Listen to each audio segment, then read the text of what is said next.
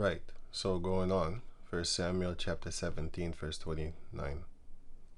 And David said, "What have I now done? Is there not a cause for me to be like this?"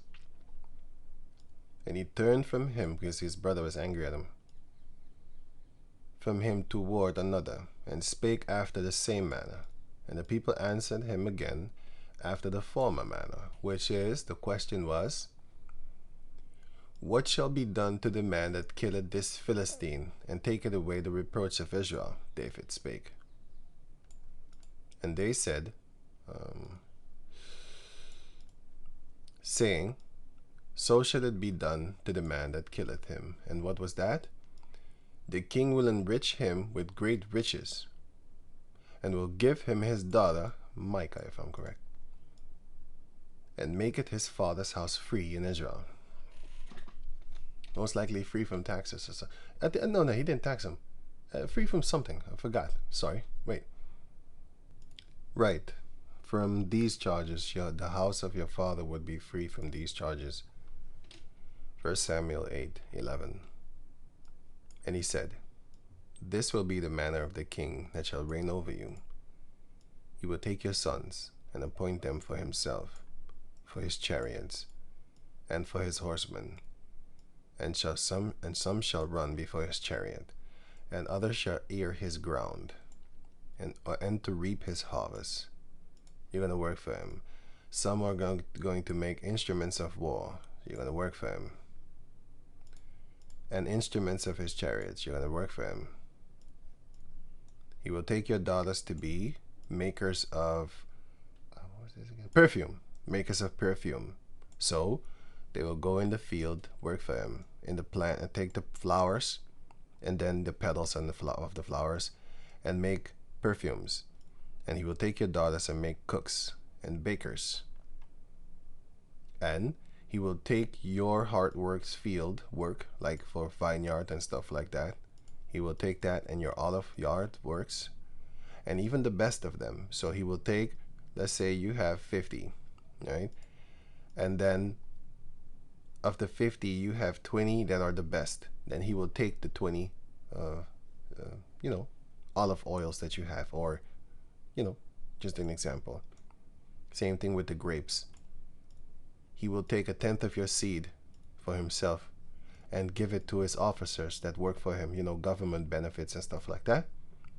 And to his servants that are in his house, serving him with meal and washing his clothing and, washing his dirty dishes and stuff like that. Then you would be free from this. He would take your men servants for himself that you have, because Israelites are allowed to have other men servants, even other Israelite men servants. Leviticus 25 explains that. And he will take your maid servants that you have, and your goodliest young men and your donkeys, and put them to his work, to make him work for them. So you would be free from these things. And I'm not sure if, here. I will take the 1/10 of your sheep, which these can be seen as how you call those things again? Tithes. This could be seen as tithes. Because you can give tithes by food, where it be or by these things, vineyards and stuff like that, like fruit, vegetables, also money. You can do that, but I'm not sure if he did that actually. He did take tithes of the other. You could kind of say tithes, because he took 1/10 of it. If you read what the tithes are taken out of from the Israelites, you will see it's actually those things: food,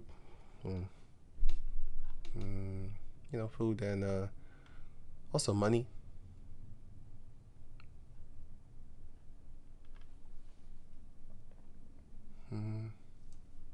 Verse Numbers 18 and 26. Thus speak unto the Levites, Moses, and say unto them, when ye take of the children of Israel, the tithes which I have given you from them, so the tithes from the Israelites given unto the Levites for your inheritance, Then ye shall offer up an heave offering of it to Yahweh. Heave offering is when you hail it up in the air. Like this. You hail it up in the air, right? Hail. For the Lord. Even a 10th part of the tithes. So the tithes that you are given, a 10th part thereof, you heave. For this is your heave offering. What? And this is your heave offering. Shall what? And this your heave offering shall be reckoned unto you, as though it were the corn of the threshing floor. So also corn again, food, and all that there. And as the fullness of the winepress, which is also food, but you can make wine out of it, which is grapes, and corn to make food and bread and stuff like that. Thus ye also shall offer an heave offering unto Yahweh of all your tithes. So all the tithes that you give unto the Levites then offer a certain part of it to the Lord, and then the rest they can eat. And it says here, out of all your gifts ye shall offer every heave offering. So everything that you get, you must do a heave offering unto Yahweh, of the best thereof, even the hallowed part thereof, out of it. So the best part, the holiest parts, with the breast and stuff like that, the shoulder, not with a lot of bones and stuff like that, that's for the Levites. Therefore thou shalt say unto them, so Moses needs to say unto the rest of the Levites, when ye have heaved the best thereof from it, then it shall be counted unto the Levites as an increase of the threshing floor. So you can do with it what you want. And as an increase of the winepress. So this is how the Levites got rich, basically. This is their job. And ye shall eat it in every place. So it's for their increase. They can do with it whatever they want. If it's food, they can eat it. If it's money, they can lay it away. Ye and your household, for it is your reward for what? For your service in the tabernacle of the congregation. The tabernacle of the congregation, which is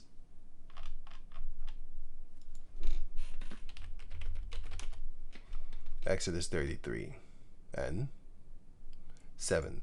And Moses took the tabernacle and pitched it without the camp, very far from it, afar off from the camp where the Israelites were, and called it the tabernacle of the congregation, where you had the Ark of the Covenant and stuff like that. This is basically what you have, with the sanctuary also there. You had the outer court, you had the inner court, you had the altar, you had the tabernacle tent itself, you had the holiest of holy, the Ark of the Covenant behind the second veil, you had the holy place behind the first veil, and you had, of course, the holy vessels up in there, menorah, table, showbread, altar, incense, veil, stuff. No, I read that. I said that. And this is the holiest of holy. This is the holy place, and this is the sanctuary. This is the outer court. This is the inner court. Let me see. Right. So, yeah.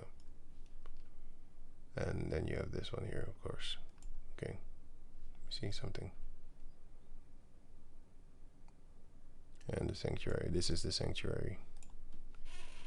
But symbolically, the whole nation of Israel is the same. Well, the elect of the nation of Israel is the sanctuary, but actually the whole nation eventually, in the end, at the end. But yeah, so it's not an unglorious look for the Israelites, the kingdom. In the end, all Israel shall be saved eventually. But the strive is to make it within that part. But it shall be sown. So, where was I? Okay. So that's that tabernacle there, over there. And that is where they had their, that's the surface. And what is the surface? Their surface?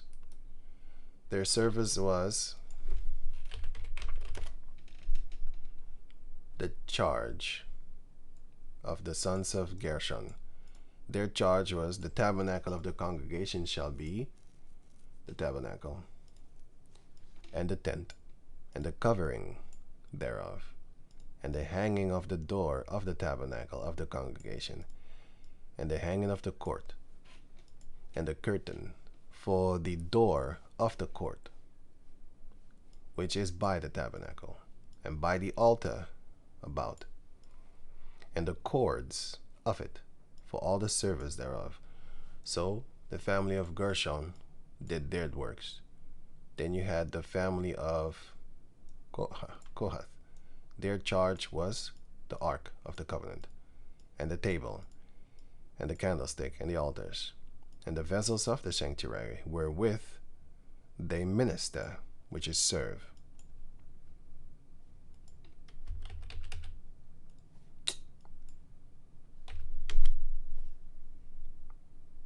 Attend to the needs of someone, in this case to the needs of the rest of the nation of Israel, in case of the Heavenly Father. So because of the Heavenly Father, his law, statutes, and commandments, and the hanging, and all the service thereof, that would be their charge. And then you have the sons of Merida. Their charge would then be the sockets, for example. Let me see something. Sorry, wait. Here. The sockets. So here you can see. No, here you can't see it. Well, you have the cords and stuff like that, and then you have the sockets, which is, oh, you can't see it.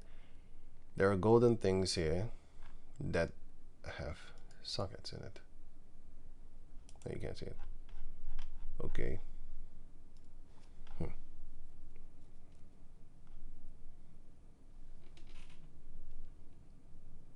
Right. I have a better picture, but I'm looking if I can see it here. If not, I'm going to. Right. So you have here the. Let me see. Oh shit! What the fuck? You have here the whole the sockets, and you have here, of course, the cords and stuff like that, and you have the veils, not these veils. I mean the coverings. Sorry, the coverings thereof. You have that. This is the second veil. And the sockets here for the thing to, you know, slide around like a curtain.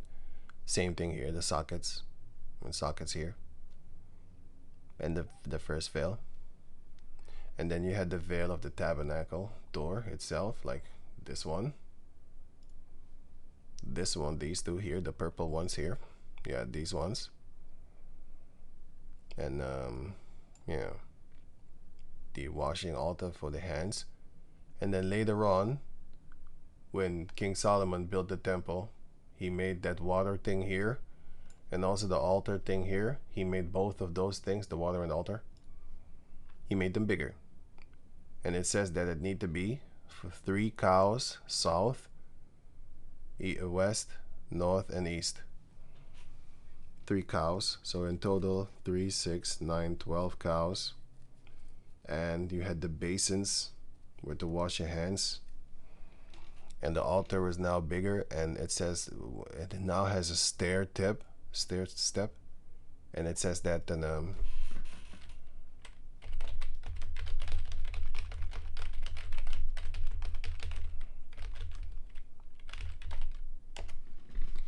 Leviticus 18:7, the nakedness of that. Nope, that's not what I want. Your naked thighs.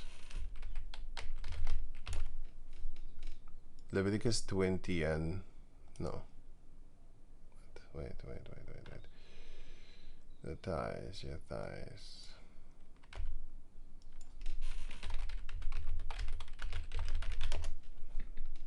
Great.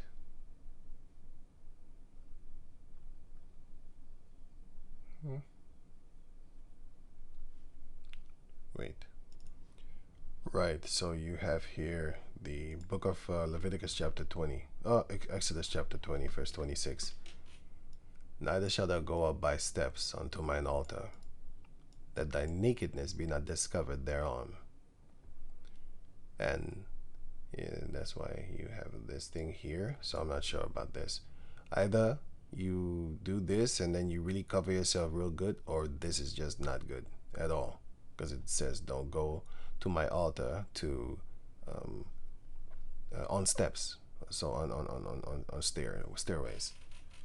So I'm not sure about this one, but it looks fancier, so I don't know. But hey, if you do this, then you would have to cover yourself real good. That shows you that especially a Levite, actually all men of Israel, but a Levite actually is not supposed to be showing his nakedness onto the people. And I remember this fighter.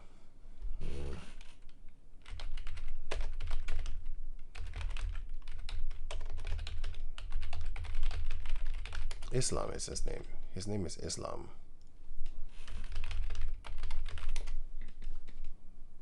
I think it's this one. Yeah. So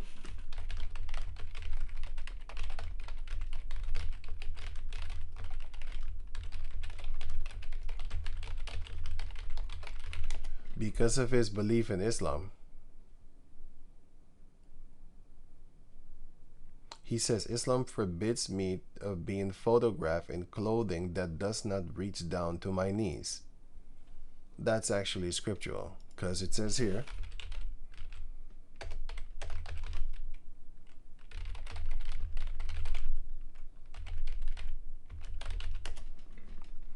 Exodus chapter 28 verse 42, and thou shalt make them linen. This is for the Levites. And thou shalt make them linen, but it also goes for the rest of the Israelites, because you're not supposed to be walking around naked. Even a heathen knows that, and his thing is Islam. Exodus 29, 28 and 42, and thou shalt make them linen breeches to cover their nakedness, from the loins even unto the thighs they shall reach, unto your thighs. So you need to cover your thighs, as a man of the cloth, they would say in the English. You know, as a man of doing this work of Yahweh Bashem Yahushai. You know, the cloth, the scriptures things. You need to cover yourself. Don't be showing your thick ass thighs like a woman. Yeah. Around that part, yeah. Going on. So it says here, and that's a heathen. This guy. He believes in Islam. His name is Islam, by the way. He's like the new found thing, the new knockout champion dude guy. His name is Islam Dalatov. Yeah, he nicknamed the Ripper or something like that. He's not German. He's actually from this region over, I think, Ukraine or something.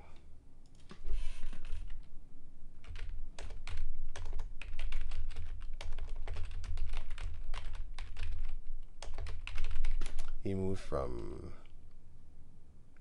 born in Chechen, which is here, and then he moved to here because of the war. He's near Georgia, Russia. If you didn't know, this is Georgia, Russia. Here.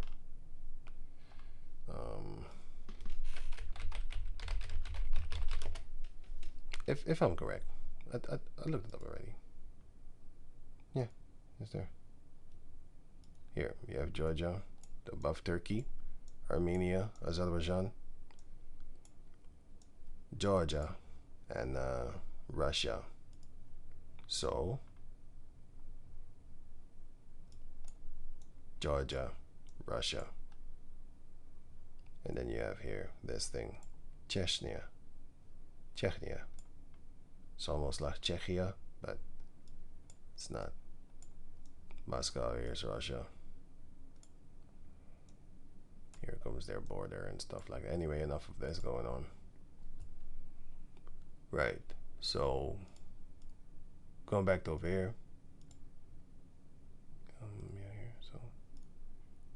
And make his father's house free in Israel, free of all those duties that you would have to do because you wanted the king ruling above you, like over you. Just Samuel 18, no, it's 8 actually, which is here. 1 Samuel 8:11 until verse 17. You'd be free from all this. I'm not sure if he wanted people to pay tithes, but he's paying tithes you're paying tithes with your food and your sheep, which is your food too. But yeah, right. Going on, 1 Samuel chapter 17 verse 31. And the words when they heard which David spake, they no wait. Okay. And the words were heard which David spake. And when the words were heard which David spake, they rehearsed them before Saul. And he sent for him, because he was the boldest one. He was the only one that asked, like, so what am I going to get? What are we going to get if we kill this guy? What are we going to get? And nobody was asking that, because everybody was like, oh, I sure hope they don't pick me after saying that. Well, why don't you step up to the plate and get served unto him as dinner? That's what they was thinking.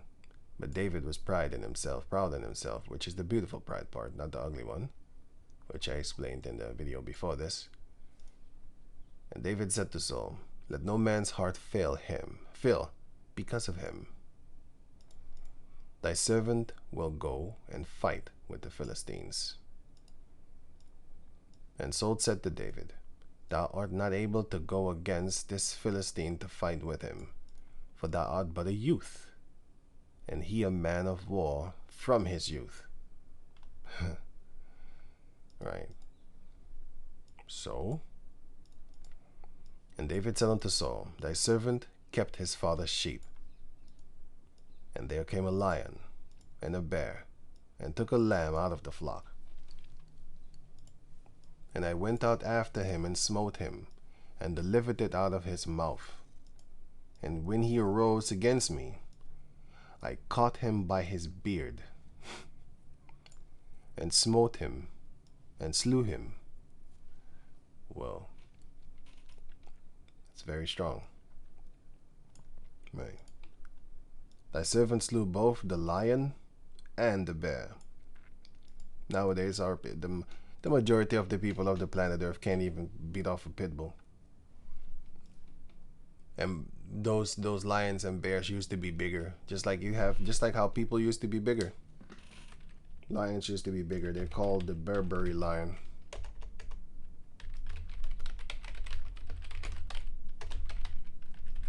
Even the African lion were bigger. Or was it vice versa? No, he's not the biggest lion. Barbary lion, not bigger. Essentially, Barbary lion was claimed to be the largest. Yeah, it wasn't. It was claimed to be. Yeah, good. Yeah, I it's true, because I can't actually, you know, when you go off of graphics and stuff like that, look, these manes are not even fully grown yet, so yeah, that's not 100% accurate. But you have these Barbary lions. They had them not only in the region of Berbers and stuff like that, Barbary, but you had them in ancient Rome and ancient Greece, because they had they was killing them there. You know, they had them as sport, so they would throw you in the gladiator pit and then make you fight off against them. So they had them. They had the Barbary lions there too, which are the lions that are covered underneath the parts here, so that when they fight, because this is the more not valuable, the more vulnerable places upon the lion. Same thing with a man of war. Your guts, your reins, is the place that if you get stabbed there, yeah, you might die a horrible death. And you're gonna most certainly die. But if you get stabbed in the arm, legs, you know, stuff like that, you might make it a little bit more than compared to your stomach area. That's why they used to gird a girdle around their stomach in order for them to not lose their intestines. Because if you sharp that knife real good, it's like a razor blade, but then a sword that's going to hurt you. Yeah. So you even have these lions until this day, but there are very few of them. Because when you look at these lions, they have no hair here. You know, so. But in Africa, you still have a few other lions that have this type of hair, which is the protection. These are warrior bred lions. You know, that's how the Lord created them. They are very, not very, but they're more resistant toward their stomach than these ones. Because you can just hit the belly here and intestines will fall out. You know, if they're two lions fighting with each other with their claws, then they would be able to rip each other open. But here, it's kind of an, you know, it would take more effort because their hair is protecting them. So going on. So the lions were stronger. That was my point. And this uncircumcised Philistine shall be as one of them. I'm going to kill him just like how I kill the lion and a bear, and or a bear. Both of them. Seeing he had defied the armies of the living power Yahweh. David said moreover, Yahweh that delivered me out of the paw of the lion, and out of the paw of the bear, he will deliver me out of the hand of this Philistine. And Saul said unto David, Go, and Yahweh be with thee. And Saul armed David with his armor, and he put an helmet of brass upon his head. Also he armed him with a coat of mail, which is a armor. This one, just like Goliath had. And also the helmet of brass, just like Goliath had. And David girded his sword upon his armor, and he essayed to go, for he had not proved it. He didn't test it yet. Let's say this. Determine the quality thereof. He didn't test it. He didn't see if it would work.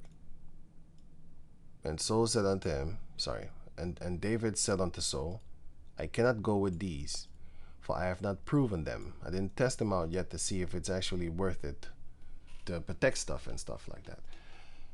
And David put them off him. And he took his staff in his hand, and chose him 5 smooth stones out of the brook, the water. And if you didn't know, water makes stones smooth. You have smooth stones, which are always near water, and the water will smoothen them out. Because if you have rough stones outside of the water, it would not smooth themselves out. But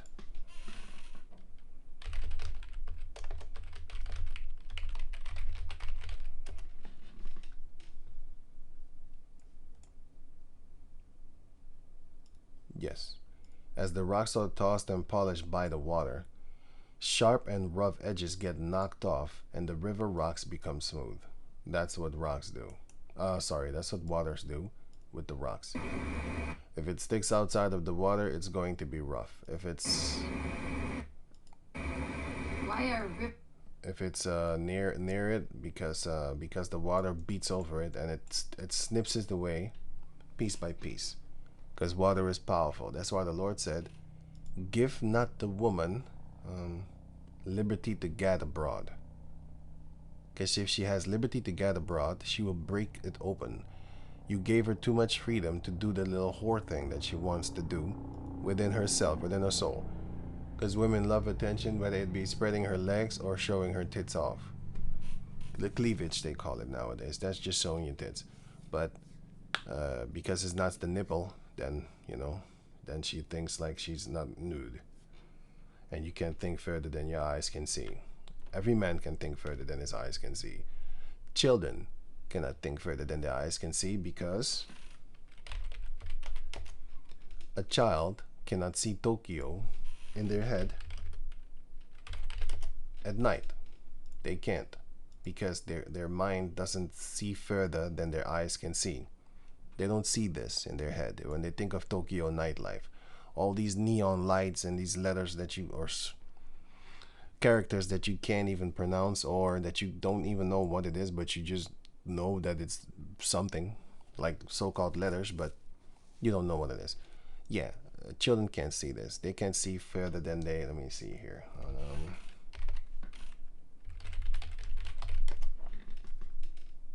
A child, oh, sorry, a child, when standing here, the child cannot see with his mind what is here, like this thing here, this water thing. Even if the child has been there, it's too stupid. I'm not calling each other stupid, but I just use that word just for, you know, edification's sake. But the child cannot think further than the child can see. If the child can see it, because the child can't think like that. It's not capable of thinking. The child can only see and perceive the child's surrounding. What is around the child, that is what the child sees. If there is a Toys R Us store here, well, Toys R Us is, anyway, if there's a store here, because Toys R Us are bankrupt, if I'm correct. If there's a store here that are full of games and toys and all these type of things, and the child is here, the child would not know. A grown person can see further than their eyes can. They can see or think further than their eyes can see. Because they can wander they can walk with their mind. They can wander around with their mind, and they can do stuff. They can wander to other countries. A child can do that. A child cannot think further than they can see. Grown people, they can think further than they can see. They can see further by thinking, further than they can see, than they can see with their eyes. Right, child can't do that until they are of a certain age. But yeah, the rocks become smooth because of the water beating against it and breaking it down. And the women,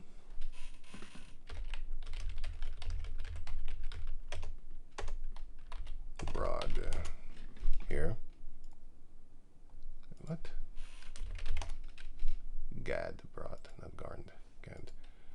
Give the water no passage, neither a wicked woman liberty to gad abroad. Gad is a troop. To walk about like she's a troop, especially, not especially. Sometimes you have women as like a flock of hoes, like a flock of birds, because that's what they call themselves, birds. You know, chicks and stuff like that. Then they would be very, very bold, like a pack of wolves. But when they're alone, they're very timid and shy. But if they're with a group, then all of a sudden they pick up boys. You know, they're the pickup artists.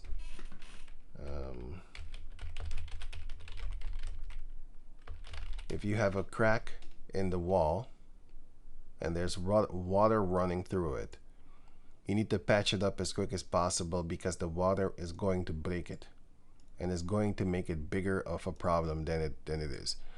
Water damaged concrete. Everything you need to know. The first thing you need to know is fix it. Now you need to know how. That too. But the first thing you need to say to yourself is, this needs to be fixed, or else it will destroy the whole wall. Eventually your house. If you have something, because the water is going to make it big. For example, if you have a crack in the car window, like a little hole, but it's not a through hole, it didn't go through, right? It's just a crack. Then when it rains, especially in the winter time, here for example, let's say it didn't go through, right? So it's just a crack, but it has a dent. It does have a dent. And then water will come in that dent.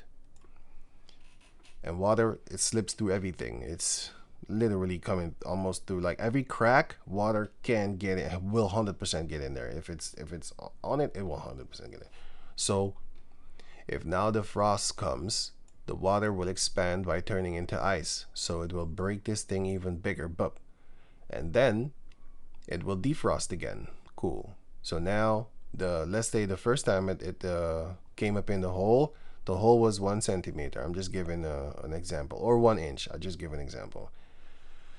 And then the water would come into the hole that is 1 inch, and then it will expand and it will turn into 1 inch 0.5 or maybe 2 inch, I'm just giving an example, it will expand because it's ice. So 1 inch 0.5, maybe 1 inch 0.2, it doesn't matter. Let's put 1 inch 0.2. It expands. So it will crack the thing even more. So now the next time when it rains again in the wintertime, and it rains kind of often in the wintertime, so you know, sometimes, not often, but yeah, sometimes. Then, especially when you leave your car at night, when you go to the when you go to the house, when you go to sleep, and then the car would be staying there. Then the next time, after now, it's 1.2 inch, and then the water fills it up again, then hardens again, then expands again, and then that 1.2 inch is now frozen up, and it will become, by expansion, it will become 1.4 inch or maybe 1.5, you know? And then rinse and repeat, and before you know it, it's 3 inches. And it will continue growing because the water will get up in there and break it up. And especially if it's cold, it will expand. And if it's not cold, it will just slide away, like it will fail away. Like,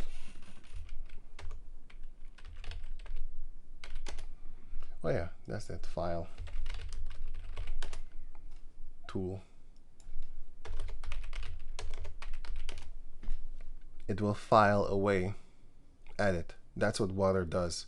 So give the water no passage. Don't give the water chance to make a like have a passage. Don't give it. If the water goes like this, cut it off, or else the water will just, it will burst you. It will burst the thing that you love, or the path or something like that. Whatever you're talking about, you know, the path or the, you know, just don't give water a passage. Don't make him go through. It will destroy. Same way you do with a wicked woman, not a normal woman, because it says here, especially here, is the book of Sirach 9:1. Be not jealous over the wife of thy bosom, and teach her not an evil lesson against thyself. So, if your wife is always, you know, she wants to always go to her mother. I know people that are very jealous of their wife, even though I know the wife is like I see it, right? I'm freaking there. Well, I used to be, not anymore, but it's family members and stuff like that. Anyway, so, and you see the boy calling like 3 times, like, what the fuck? Like, not 3 times in like about half an hour. Where are you? What are you doing? I'm with my mother. Are you sure? Put the camera on. Let me see where you at. You shouldn't do that, because if she really wants to actually sleep with another man, she's going to do it. So keeping tabs on her would kind of encourage her to stay away from you and find herself a person that will not make her question herself with you. So don't do that. You know, don't be jealous over the wife of thy bosom. Now, you do have jealousy concerning if your wife dresses like a prostitute. Then, of course, your jealousy is righteous. It's justified. But then again, you picked her. So you need to know who you're picking also. So every man gets what they deserve. Every man gets what they deserve. Whether it be good, whether it be bad, doesn't matter. You get what you deserve, and you get what the Lord allows to happen to you. And also, you get the good reward, what you deserve, whether it be now or later. So you deserve it. If you deserve that evil woman, hey, that's what you got. Did you seek her? Then that's what you found. You went to go get a fish. You got a snake, a serpent, a sea serpent, instead of a beautiful little fishy, you know, that you can just feed with your hands. Anyway, King David, sorry, he was not king yet, but King David, and chose, before he was king, anointed. Well, he was already anointed, by the way. He was not crowned yet. And chose him 5 smooth stones out of the brook, and put them in a shepherd's bag, which he had, even in a scrip. And his sling, which is a bag, and his sling was in his hand, which is this one, sling, A lot of people say caterpillar, but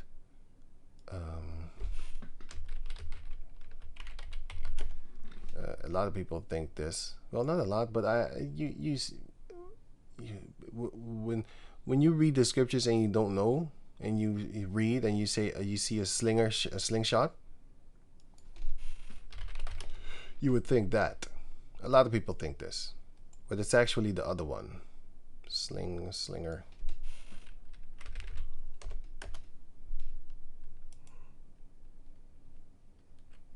Sorry, I forgot the name of it. It has a different name. Sling. Whip.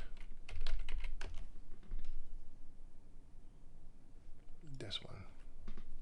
Shepherd sling. Oh man. I just saw the word there, by the way.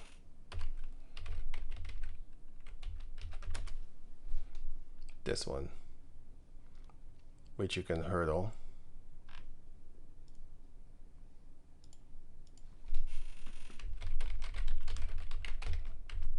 And if I'm correct, this guy is an how you call that guy again?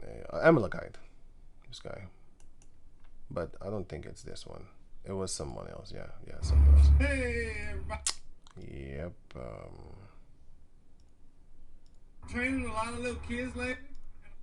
Training a lot of little kids lately. You should actually train your kids from child up. Well, not should, but it would be better because, you know, Judah you were supposed to train their children in combat and war.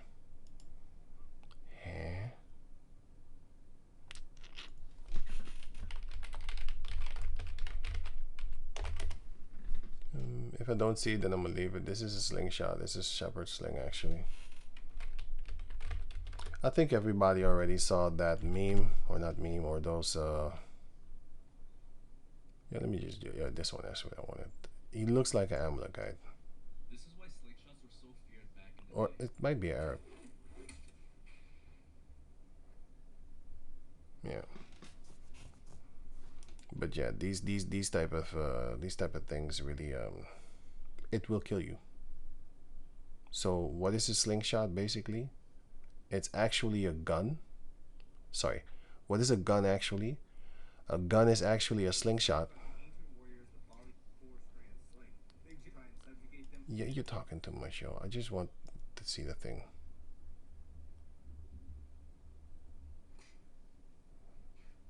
Yeah, you need to be very careful with this too, because if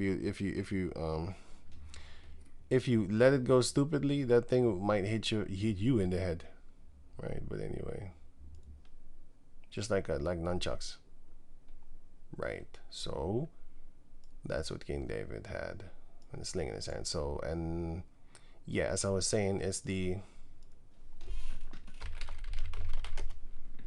slingshot cocked like this thing, slingshot cocked, and then it hits the, well, it's actually here, but yeah, but with the bullet is here, and then you have the slingshot thing, and then it hits it like that, which is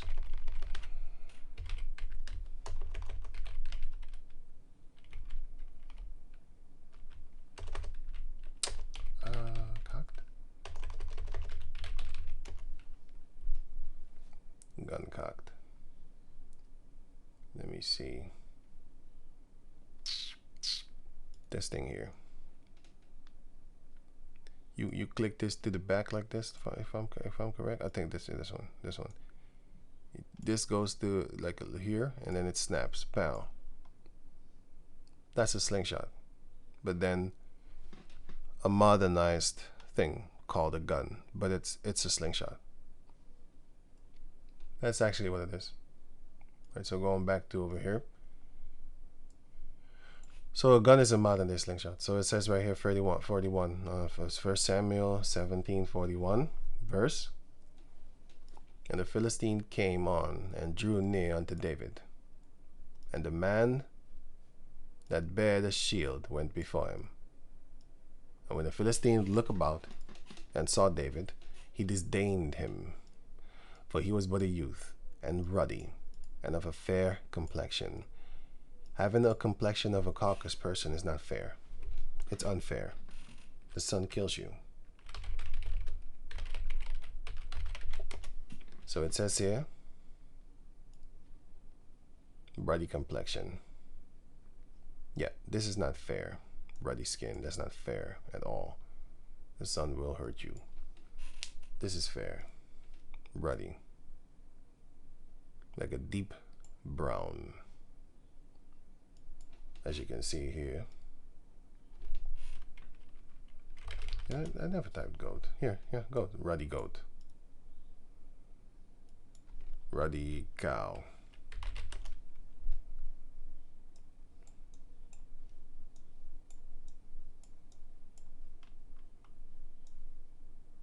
Depends on the angle and depends on if the sun shines on it. But you do have darker brown ones. You know, like this one. You got this one. You got the orange looking one, which they call red cow. But they're colorblind like mammals, so they don't see that this is brownish orange-ish.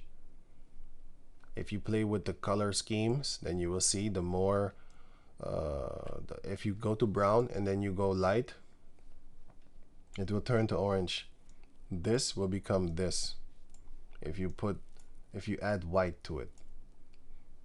This will become this, and this will become this, and this will become this, and then this eventually will become this because you added too much white. Oh yeah, it will first become this, and then from this it will become white. Right, so ruddy cow, ruddy cat, ruddy dog, ruddy duck, ruddy paint. But he can't cover all the lights all over the spectrum, which is the spectrum of colors and examples and stuff like that. He can't do that, so he can only cover this one. Ruddy complexion. Then the first thing that pops up is this. He calls this ruddy. Right, this is brownish orangish. It's very light brown. So is this one. It's brown, just like the heifer that I just showed, or the dog. Actually, I didn't show a dog, actually. I showed a goat. Right. So then you have this one here. 1 Samuel 16:12, if I'm correct. It says here, 1 Samuel 16:12, and Jesse sent and brought him, David, in. Now he was ruddy, and withal of a beautiful countenance, and goodly to look to. Then you have here, dark. The other translation says he was dark and handsome. And then the other translation says, International Standard Version, he was dark. He had a dark, healthy complexion. Having a red face with red cheeks upon the yard, it's not healthy. You look sick. Doesn't mean that certain white chicks don't look pretty or whatever. I didn't say that. It just say you look sick, because sometimes you do look sick. Like this looks sick. This doesn't look sick. This looks sick. You know, let me see. This one looks pale, like she's about to die or something. But this one looks like, you know, she's I don't know, she's lively or something like that, like she's warm or something. Maybe, you know, her vagina got wet or something like that. Or you look sick. Here, you look sick. That's not fair. This is fair.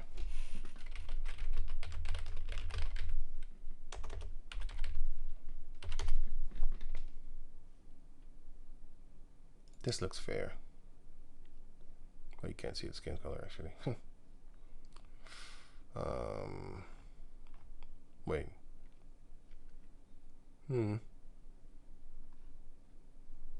What? But then you have the red cheeks again. You know that yeah, whatever. But yeah, that would be then there for dark skin. That's fair. Different shades of brown. That's fair. Now, all their so-called pretty white chicks. I mean, hey, if you like Latina chicks, you like white chicks too, right? Latina, not all the time, by the way. Yeah. Yeah. Same thing. Let me see. I just saw one here. Yeah, looks. Yeah, the hair looks native, but yeah. Well, she's not actually pale, but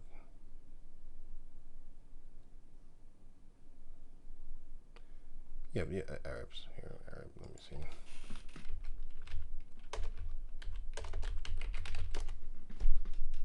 Yeah, you got them popping around too. Look Turkish, but anyway, yeah. So got the big ass eyes. Yeah, so you popping around and stuff like that. So that's not fair. It it's not. It could be pretty, you know, but it's not fair. But yeah, you can call it fair, but not as how they want to perceive it. Because you have to understand. Look. If that is fair, then what is dark skin? That would because dark skin is the opposite of so-called pale skin or white skin, right? Then that would then be unfair, right? Without saying it. Look, I'm not. Well, I would hope I think beforehand. You don't have to say something to me for me to think something.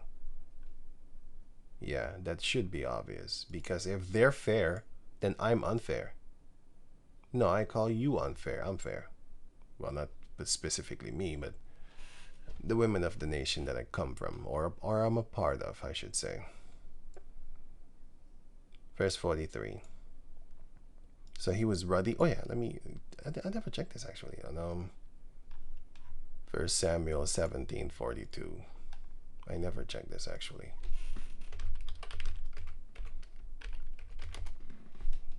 I never checked this. Ruddy face. What does it say? Does it say dark? It does say dark. International Standard Version. When the Philistines looked and saw David, he had contempt for him, because he was only a young man. David had a dark, healthy complexion and was handsome. He disliked him because he was young. He looking young and stuff like that. He didn't dislike him because of his skin color. That had nothing to do with it. His skin color is mentioned, but he's not like, oh, just look at this dark, brown, shiny looking nigga. It was not like that. It was more like, get this little boy away from me. He look fresh. For example, if you see let me see, is in what's her name again?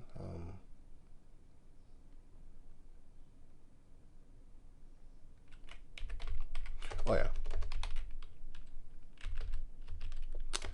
What's her name? Gomez? Selena Gomez. Yeah, Selena Gomez. When she was young, when Selena Gomez was young, what did I see? I saw a child.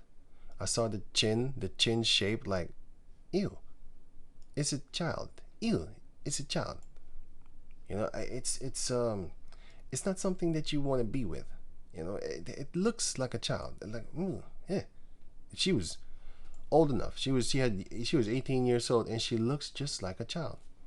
Now, this is just individually. This is individual. Here she looks a little bit more, how you call that thing? Adult, but still, the chin makes it looks like you know that is a child. Look, she looked like an old woman right here, but she still looks like a child, but not anymore. Not like this. Not like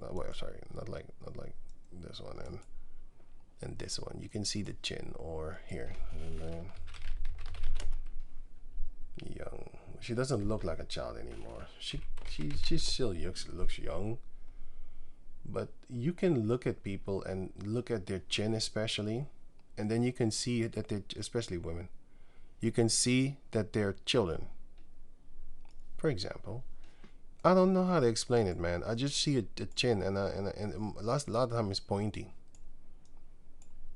So when the Goliath looked at him, he saw a child, and he had disdain for it, because he's a great warrior man, 3 meters tall, or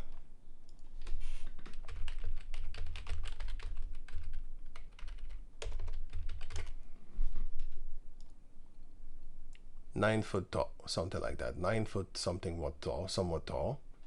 And here you send a little child. That's like a man packing a real boulder and a tree, and then you want to send this You know, you want to hook them up with this little skinny little thing, but not this one because that one looks actually good. That's not what I actually was looking for. Let me see, a really young girl. Really one that you look at like, ew, I don't want to live with you. You're a child, you know. And yeah, that's not something that you would look forward to. You know, look, it depends, man. If she looks, if it's your type, I don't know. But if she just looks too young, yeah, you're gonna be like, ew. You could have been my daughter or something like that. I don't know. You probably don't even wipe your butt that good when you go on the toilet. Because, you know, I have little cousins and stuff like that. They can't wipe their ass even if they're 16 years old. They can't. Just imagining laying with her is just filthy. It's ew. You don't, no, you don't do that. Kissing, ew. Right? Sometimes you just get goosebumps. But if it's a woman, if she's older, then you would think different looking at her. You know what I'm saying? For example, this. Or even this could pass. But still, you look different at them when they're young. You know, you look at them like, oh, I don't want to have sex with that. Well, and imagine now a boy and you a warrior. And you see this little child. Get this guy out of here. And the Philistine said unto David, am I a dog, that thou comest with me, to me with staves? Like you're going to beat me like a dog? And the Philistines cursed David by his God. Ooh. Well, and the Philistines said to David, come to me, and I will give thy flesh unto the fowls of the air, and to the beasts of the field. Then said David to the Philistines, thou comest to me with a sword, and with a spear, and with a shield. But I come to thee in the name of Yahweh, the Lord of hosts, the power of the armies of Israel, whom thou hast defied by coming against the Israelites.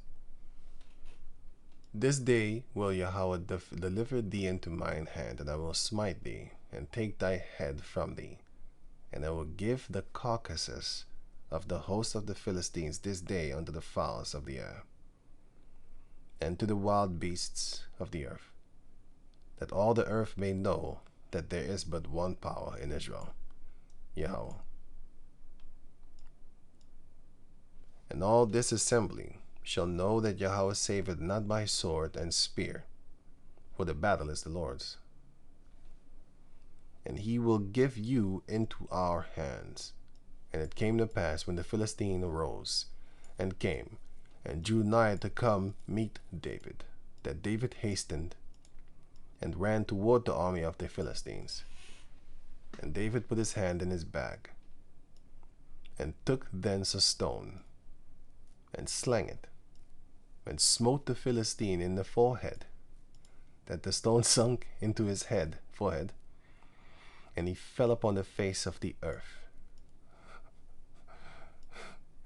And David prevailed over the Philistine with a sling and with a stone, which is a gun actually.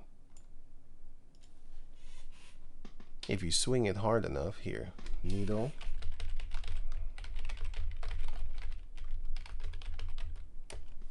you have the lion-like tumultuous men of Sheth, which are the men of Moab, lion-like men. You have them throwing needles through glass. It's like a gun. It depends on how fast and how powerful you throw it. Same thing as a gun. It's just very, very fast projectile of a iron thing. But in this case, this is an iron needle.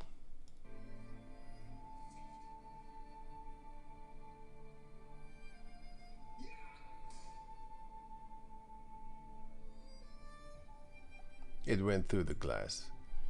Doesn't matter if it's not thick glass, but still, it went through it. You can see the hole, as you can see here.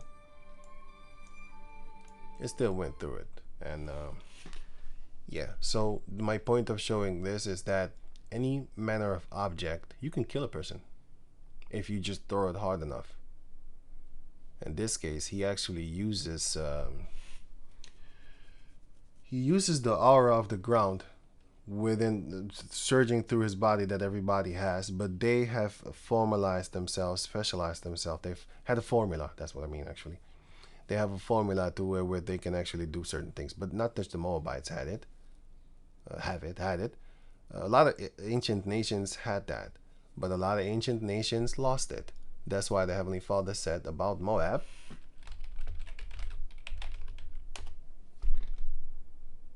his lease is within him. Here,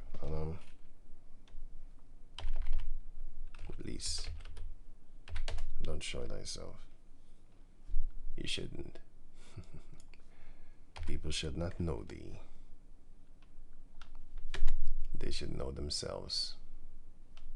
Let them be the judge. So it says here, I can't find it. Wait, more.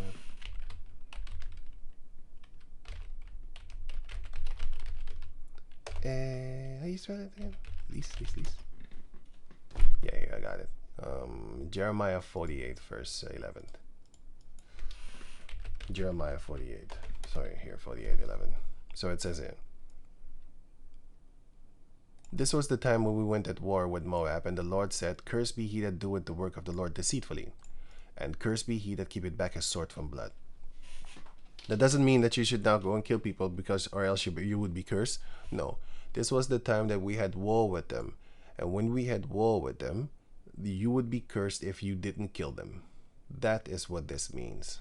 So, because I remember a person that said that, and basically, we need to go kill the Edomites or else we're going to be cursed. I said, no, you can't do that.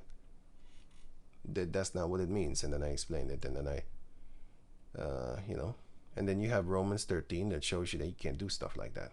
We are under the curses. That's another reason why we are not allowed to do that. Because first and foremost, we need to set out our punishment, and then the Lord will not save us by bow, nor by arrow, nor by horse, nor by horseman, but by this word, first and foremost. And afterward, the spiritual power will come, and the people, the elect, would be endowed with the powers from above. Blessed is the man whose sins are forgiven by the Lord. Let me see here. Because all of our righteousness is as filthy rags, or we're stuffed, but some have sinned more than others, and still yet are forgiven. So, Psalms 33, verse 1. Blessed is he whose transgression is forgiven, whose sin is covered. Blessed is the man unto whom Yahweh imputed not iniquity. He doesn't keep it upon you. Impute. Represent. Assign, you could say. Here's better. The meaning of impute is to lay the responsibility or blame for something, often falsely or unjustly. But anyway, how to use imputed, but it's actually this point. It doesn't mean that it's always, like, it says sometimes, often, it says often, but not always. The point is just here. The meaning of impute is to lay the responsibility or blame for something on a person, whether it be righteous or unrighteous. This doesn't necessarily specifically define this. Right. He imputed not iniquity, and whose spirit there is no guile. Not Sonic Boom guile from Street Fighter, but guile as in trickery, sly or cunning intelligence. And then he uses it. Yeah, he's not that. He's not found. Like in the Virgins. Yeah, so sometimes I just need to laugh. But certain words are just funny, or certain things. Revelation 14 and 4. These are they which were not defiled with women, for they are virgins. Where is it? Oh, verse 5. And in their mouth was found no guile, for they are without fault before the throne of Yahweh. So there will be certain men that will go through that, and that would be a blessing. But yeah, just like how the Heavenly Father loved King David, that doesn't mean he loved you too, like us, me, stuff like that. That does not mean that, bro. That does not mean that. But there will be certain men upon the planet Earth. That's already written in stone. So, going back to over here, First Samuel, 17:50. Yeah. So David prevailed over the Philistine with a sling and with a stone, and smote the Philistine and slew him. But there was no sword in the hand of David. Therefore David ran and stood upon the Philistine. That's how big this guy was. He could just stand on him. Or you can stand on a small person too, but yeah, anyway. And took his sword, and drew it out of the sheath thereof, and slew him, and cut off his head therewith. And when the Philistines saw their champion was dead, they fled. And the men of Israel and of Judah arose and shouted, and pursued the Philistines, until thou come to the valley, and to the gates of Ekron, which is here. So they pursued them. After David defeats Goliath, the Israelites pursued the fleeing Philistines as far as Gath and Ekron. They ran home. And let me see if I have something more here. No? Yeah, it's the same thing here. Yeah, the valley of Sorek, the valley of Elah, and yeah. Let me see nothing. Abdullam. Until this day, you have Arabs named Abdullah, but yeah, I'm not saying that these are Arabs because these are Hamites, but the name Abdullam. But this is English anyway, so because in the Hebrew, this word does not exist because the letter U does not exist. But yeah, going on to over here again, 52. The rest of 52, and wounded the Philistines. Oh, what? And the wounded of the Philistines fell down by the way to Sha'araim, even unto Gath and unto Ekron. And the children of Israel returned from chasing after the Philistines, and they spoiled their tents, robbed them, took everything that they had, and left in their flight. And David took the head of the Philistine and brought it to Jerusalem. But he put his armor in his tent like a trophy. And when Saul saw David go forth against the Philistine, he said unto Abner, the captain of the host, Abner, whose son is this youth? And Abner said, as thy soul liveth, O king, meaning he's not going to lie to him, I cannot tell. This is as sure as your soul is alive. That's as sure as I don't know.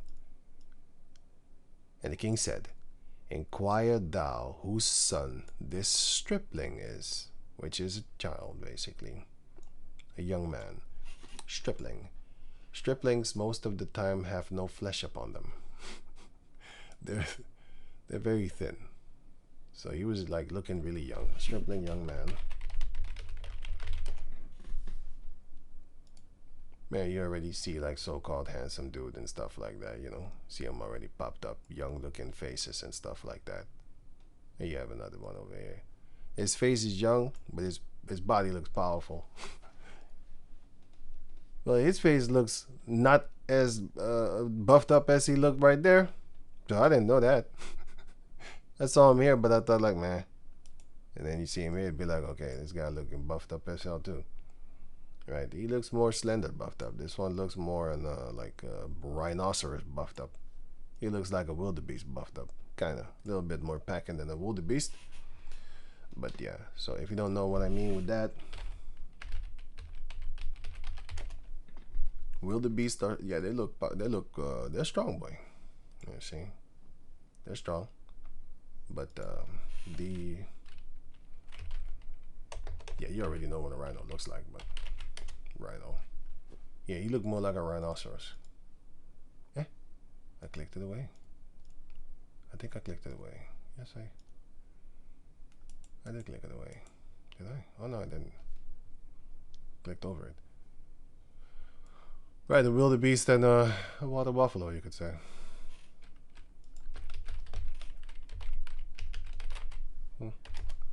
Yeah, wildebeest and a water buffalo, you could say. Yeah. I could put the rhino. It's still the same kind of. The point is the same, you know. Got these soft body jet fights over here. Looking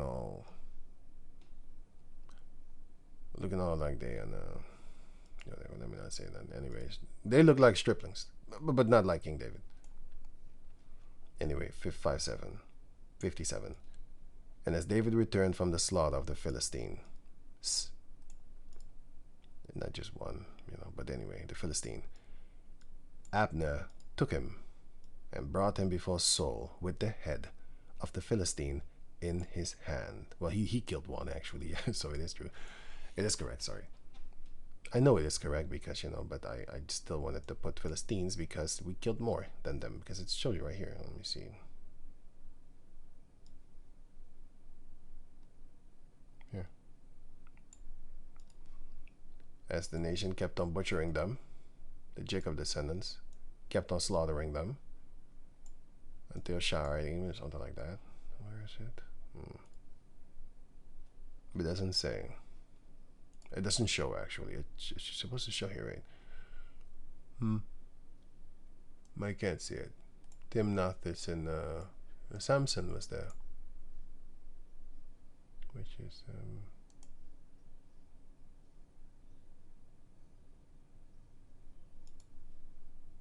Philistine, and then yeah, Samson was there, and done.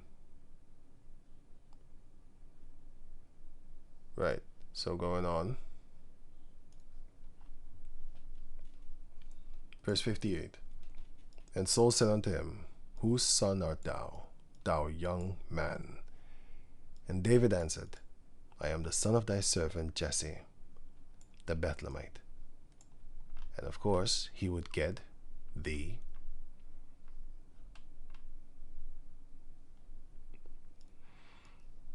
riches, and his daughter, and his father's house would be free from doing military work like draft or something, because everyone 20 years and up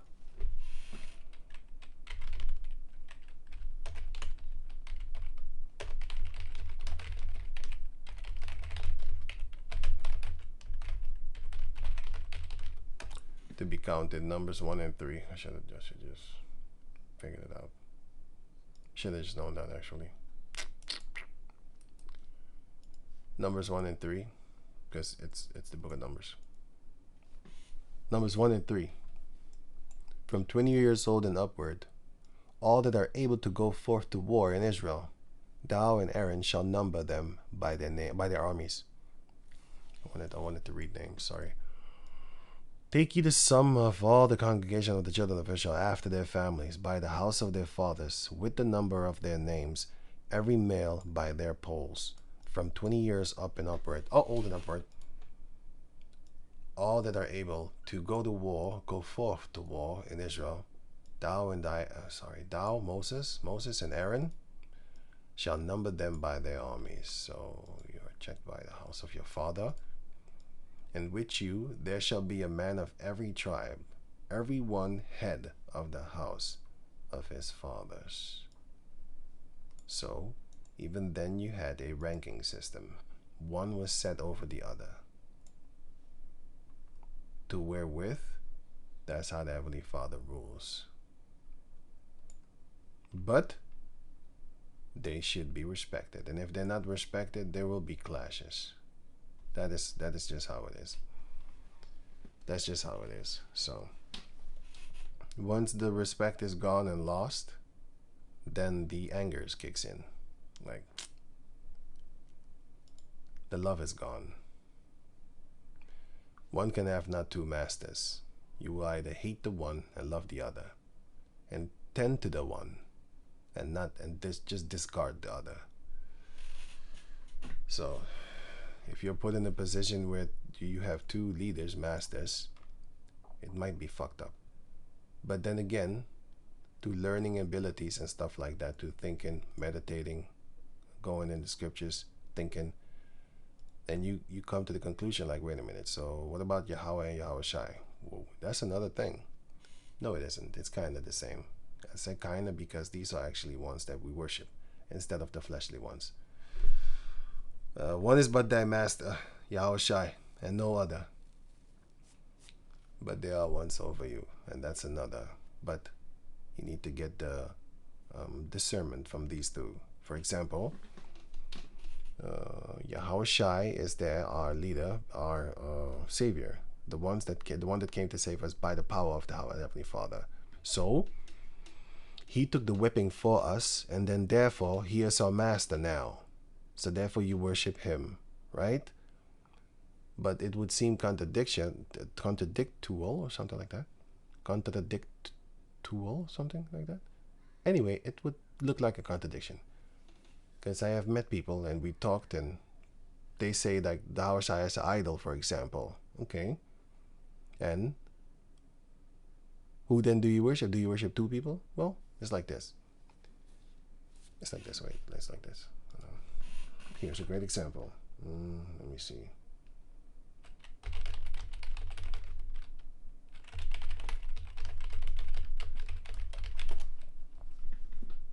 Matthew 10:41. He that receiveth a prophet in the name of a prophet. So let's say that the name of the prophet is Jackson, shall receive a prophet's reward.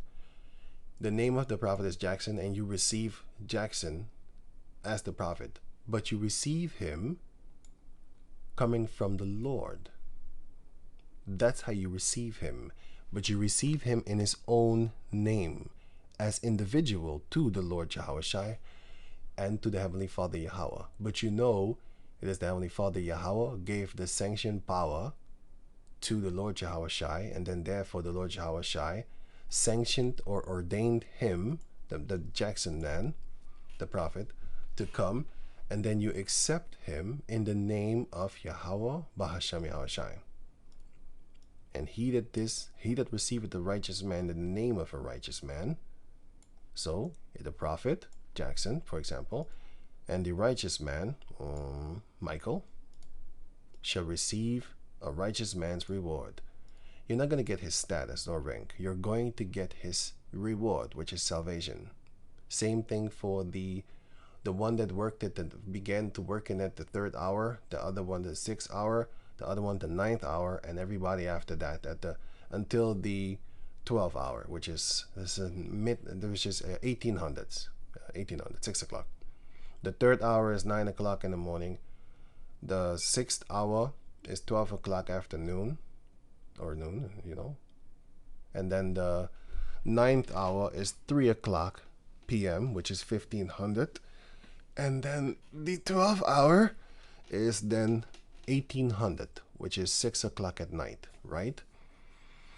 And you might have those that came at the almost 1600, like 1759, and still they worked for a minute.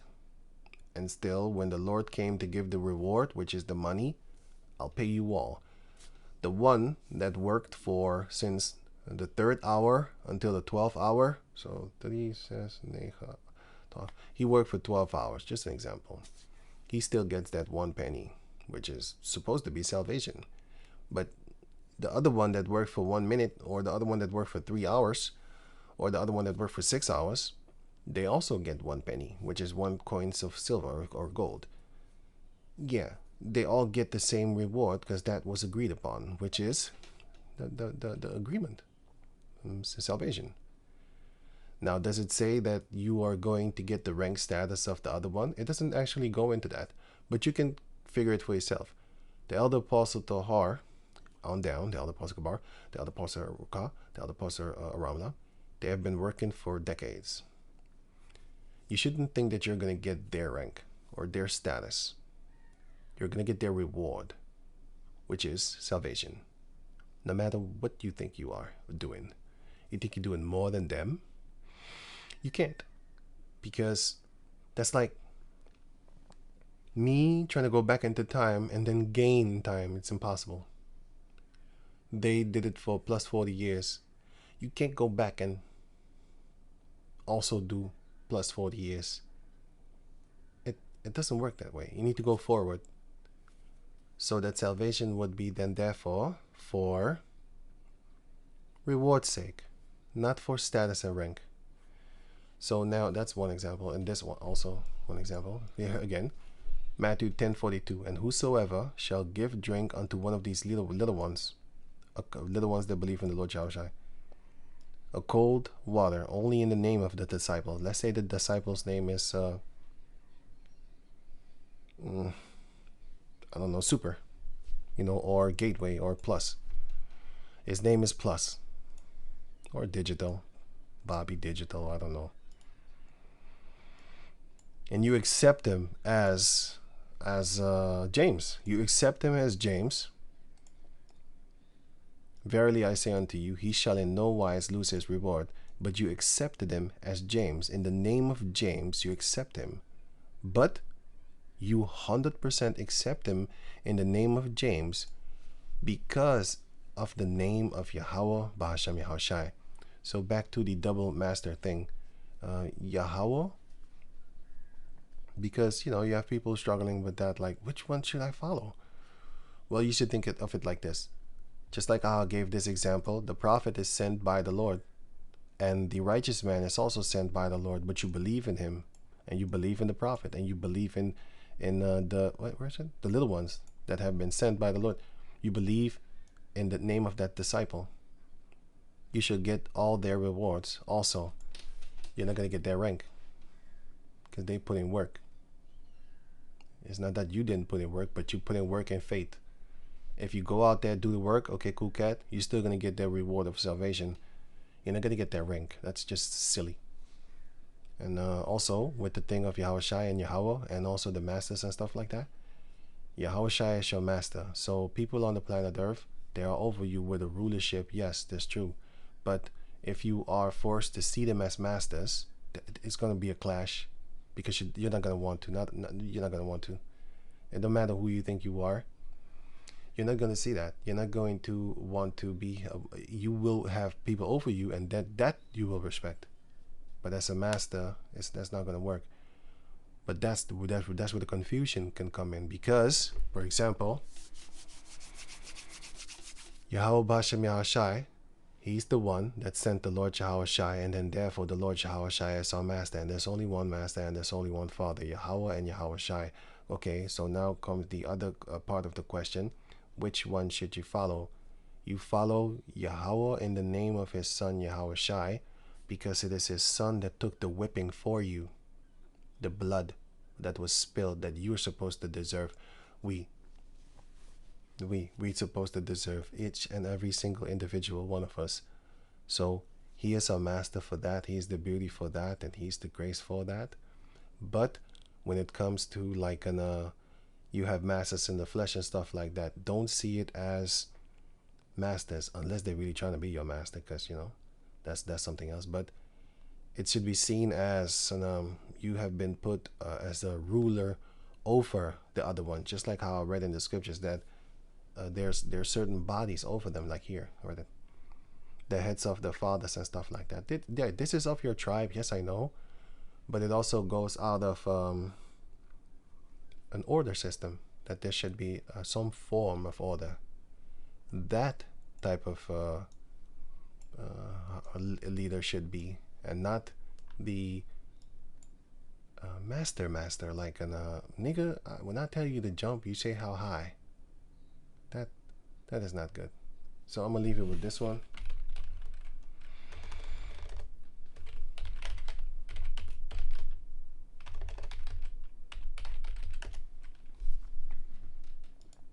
Matthew 20:25. No, 24. No, 25. But Yahushua called them unto him and said, Ye know that the princes of the Gentiles exercise dominion over them, and they that are great exercise authority upon them. But it shall not be so among you, brethren, Israelites. But whosoever shall be great among you, let him be your servant. But just like I always say, and I always said this, and I'm going to say it again, just because the king serves you doesn't mean you need to go to the king and say, hey, nigga, you need to serve me, fool. You're about to die for that, and that would be justice. You can't do that. But the king is supposed to serve you. Or else the people would say, what has the king done for us lately? He doesn't even do anything. That's not what the king is supposed to do. He's supposed to serve his people. But he's supposed to serve Yahweh Bashem Yahushai also. By serving the people is giving them what is you're feeding the flock. You're making it comfortable for them to walk around in the field without being afraid of the big bad wolf. They're in heaven right now. They're in green pasture. And therefore, there's not a wolf in sight. There's not another nation to come and try to take their stuff, because not all men are warriors, and not all females are cunning enough to save themselves out of the hand of a murderous warrior. So, therefore, we have a king, and in this case, it would be King David. So, we follow after him. As the scripture says, in the end time, they shall seek after their king. So, all the troubles aside, the Lord did put men over men over men over men. And the bitterness might kick in if one gets the idea that the other one wants to be his master. He will rebel. So I would suggestly, bearingly say, don't try to be a nobody's master. This is a scripture that I often pull since I almost came in the truth. James 3:1. My brethren, be not many masters, knowing that we shall receive the greater condemnation. I was always afraid to be one of the leader ones. I was like, no, if I make a mistake, I'm fucked up. But then again, you are where you are, and nothing is wrong. Cousin used to say, next in the fault, meaning everything is exactly how it is supposed to be. For that is the way of the Lord. If you're here, you're here. Supposed to be here. If you're there, you're there. You're supposed to be there. We shall see what the Lord shall have in store for you for the future. So with that, I'm going to say shalom.